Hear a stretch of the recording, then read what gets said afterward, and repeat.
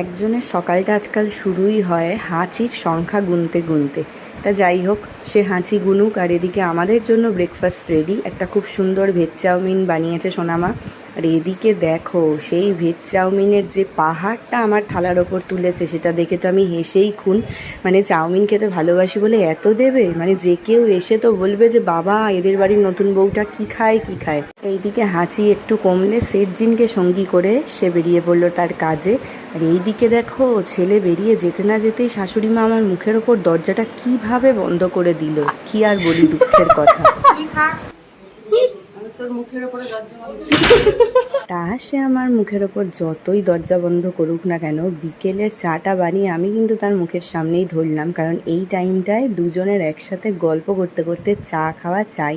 তারপর আমি বসলাম আমার কাজে, মানে মিনি ব্লগে ভয়েস ওভার দিতে, কারণ একা না থাকলে এই কাজটা করা ইম্পসিবল।